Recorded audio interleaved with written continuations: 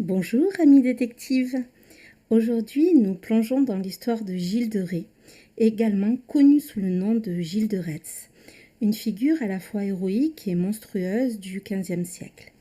Né en 1405, ce noble breton a marqué son époque par ses exploits militaires aux côtés de Jeanne d'Arc, avant de sombrer dans une spirale de crimes atroces qui ont fait de lui l'un des premiers tueurs en série de l'histoire.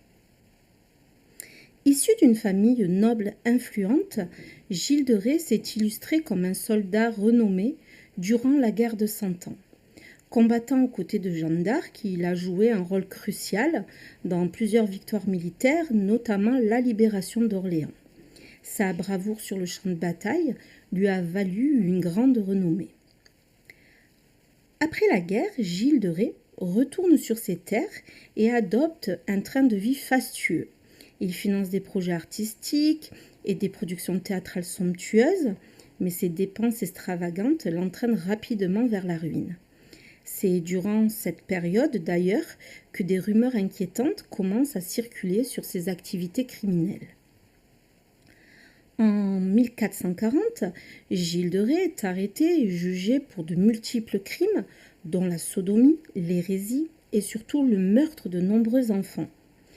Les témoignages et preuves présentes lors de son procès sont accablantes. Il est accusé d'avoir enlevé, torturé, violé et tué des dizaines, voire des centaines d'enfants. Bien qu'il ait avoué ses crimes, certains historiens débattent de la sincérité de ses aveux, obtenus sous la menace de la torture. Condamné à mort, Gilles de Rais est pendu et brûlé le 26 octobre 1440. Son exécution marque la fin d'un chapitre sombre de l'histoire médiévale française. Toutefois, son histoire continue de fasciner et de diviser. Certains le voient comme un monstre et un tueur en série, tandis que d'autres suggèrent que les accusations contre lui pourraient avoir été exagérées ou motivées par des raisons politiques et financières. L'histoire de Gilles de Rais soulève de nombreuses questions sur la nature et la cruauté humaine et les motivations des criminels.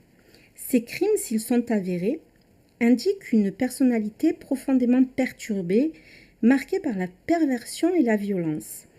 D'un point de vue psychologique, on pourrait examiner les facteurs qui ont pu contribuer à son comportement, comme son environnement familial, ses expériences de guerre et ses éventuelles maladies mentales.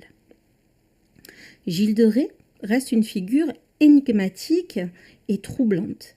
Son parcours de héros de guerre à criminel infâme est un rappel des complexités et des contradictions de la nature humaine.